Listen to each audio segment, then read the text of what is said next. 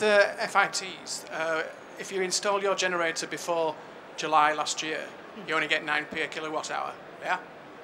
Is the same restriction going to be placed on the renewable heat tariff? Philip? Yes, they do. Yes, they do intend to put exactly the same restriction on that with the same date. Having said that, there is a huge amount of pressure with the feed-in tariffs, and there will be again with the renewable heat incentive to make old existing systems eligible. Indeed, there's a petition on the Number 10 website to make existing systems eligible. So maybe, just maybe, they'll relent this time. What are the chances of the system being changed? Well, for a start, it depends who's in power. The Tories have said that they will make existing systems eligible, so if they were lucky enough to win and get a majority, then that would help. I think the odds, if Labour get back in, I think the odds are less than evens. If they don't, then I think the odds are better than evens. Sure, okay. Let's take a couple more questions. Yes, sir. Hello. Just a question about the 25-year guarantee. Is that 25 years from installation or from the 1st of April this year? It's 25 years from the date when it's first registered for the tariffs. So it can't be before the 1st of April this year, but it's 25 years effectively from, when you install it. So if you install it next year, it's 25 years from then. Okay. Tom, there's one at the far side. At the far side there, please, yes.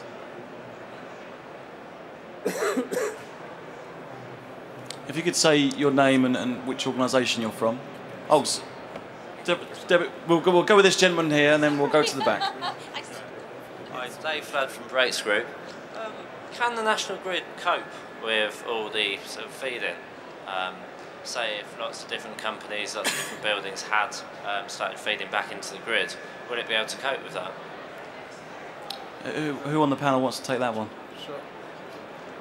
The National Grid have done calculations and convinced themselves that certainly if we can get up to about 15% contribution from distributed renewables without it posing a severe problem for the network. Obviously, if you get large amounts concentrated in very small places, there will be the need to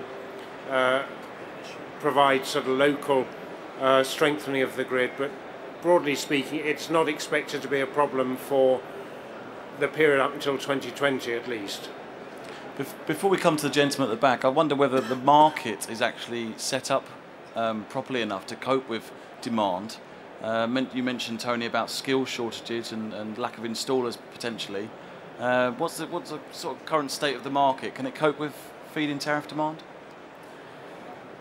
Well, we have a good range of installers in the southwest that do cope with current demand. However, as I said in my presentation, we do see the potential for demand to explode, and fairly rapidly, that capacity will be taken up, which is why we're looking to ensure that colleges across the region are providing training places for people to get the required skills so businesses can ramp up what's going on. I mean, I'd be interested to hear what Christine's approach is to that. The difficulty is with the turbines, when you're using different manufacturers, each of the manufacturers insist that the installation is carried out by their own trained people. So it's not easy. It's not going to be easy to get a college course to do wind turbine installations because each turbine is different, each manufacturer requires different things, and at the end of the day the turbine manufacturers, all of them now, or no, the majority,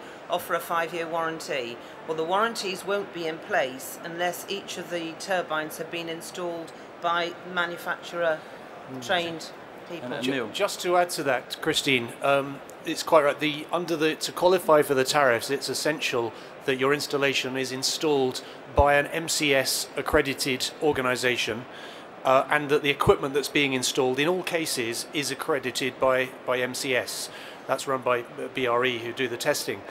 Now I'm observing now since 1st of April, certainly with PV, the demand is enormous, and I do think that it's important that new companies, especially electricians, roofers, and later plumbers, it's an amazing opportunity for them to retrain And for a building industry that's been going through some pretty tough times, this presents a great opportunity for them. And I think it's important that we support the new training organisations that have been set up and down the land, and of course the regional development associations. Otherwise this industry could trip up, and that would be a great shame. But the signs are good. There's a lot of investment being made in training, but we need to keep a close eye on it. Okay. Gentleman at the back. Yeah, hi.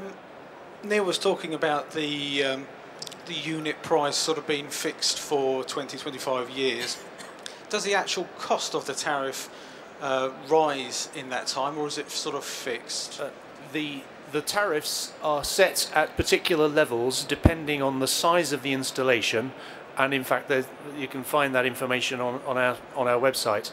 But because the scheme has set these tariffs such that they are index linked, they will go up with inflation. So yes, they will go up, and you may have heard about regression, which is another side of things. The encouragement that the scheme has been designed such that there will be a fast take-up of this technology, such that in 3 years' time it's been suggested that the starting rate will start to come down, it will decline. Now, it's not definite, but that's the intention is to encourage people to get into this scheme now at the maximum rate. But once you start on that rate, they can't reduce it, and it will increase with inflation. Do you want to add something, Tony? I mean, just to reinforce that point, I think where you've seen feed-in tariffs on the continent, in Germany and Spain and other places, the history is that the initial rate deteriorates with time. So I just reinforce that point. If people think they've got an application where the feed-in tariff can be obtained, it's probably worth thinking about it as soon as you can. Okay. Any more questions? Lady at the back there, please. And then we'll come to you, sir. Okay. For residents, homeowners, how likely is it that there'll be a pay-as-you-save scheme, and when might it come in where there's a loan to cover the cost of the installation and then you pay that off as you earn with the feed-in tariffs? Okay, I think you're referring to kind of insulation and things like that on the home, or? Well, no, I mean, to pay for the renewable energy technology to be installed, because it's not really accessible to all homeowners at the moment, so that they then can pay back the cost of the original outlay as they earn money with the feed-in tariff. Sure. Philip, do you want to take that one? The pay-as-you-save scheme that the existing government announced a couple of months ago, and a similar scheme that the Tories have announced previously, are both eligible for renewables as well as energy efficiency. And as you say, what you have is a financing scheme where the loan, as opposed to being a loan given to a person, the loan is basically attached to the building, and therefore if people move, the loan, if you like, stays with the building, and those loans can be used for renewables, but they're not expected to start until later this year at the very earliest, and I would guess probably early next year. Okay. Gentleman down here. Thank you. Two questions, please. First of all, what are the capital allowances on micro wind turbine schemes? Okay. And secondly, how close do you need to be at the point of consumption to the point of generation? I'm a farmer. I'll put the wind turbine up a hill. My farmyards are a long way away from where I'll put it up the hill. So how would I effectively benefit from consuming my energy? Are there other limitations? Okay. Neil, do you want to take that one? First of all, capital allowances. I'm going to partly duck the question. On tax generally, just to be clear, households and private individuals, the income that you earn under the feed-in tariffs is tax-free, which I didn't mention earlier because I was talking about the business community. As far as I'm aware, you should qualify for capital allowance relief for plant and equipment. However, the caveat would be you must talk to your local tax office, because in my experience you will get different answers from different tax offices. But in principle, you should qualify for capital allowance relief. What was the other question? I'm sorry. That was mainly about wind. Christy, maybe do you want to take that one? Yeah, I think you were saying that you have a farm and you would like a turbine, but it's quite a long way. That isn't actually a terrible problem. I mean, if we're looking at a 50 kilowatt turbine, you need to have three-phase electricity. There needs to be a transformer on site. that it can either go into your site or into the transformer. The farther away a turbine goes from the point of connection, it means we have to up the size of 3-core armoured cable to stop a voltage drop. So yes, if you're putting it a long way away, the costs are going to go up because the armoured cable is going to go up from 25 mil to larger. So that is an issue, but it's something that obviously, if somebody's interested in having a turbine, we don't want to part them with any money to start with. We do a desktop survey, talk to you, look at your wind speed, look at your sighting, whether you're an AONB, something like that. If it's feasible and it's you know, you're happy with that, then we'll come and do a site survey, and at that point we can tell you yes, it's possible, or no, you know, what's involved.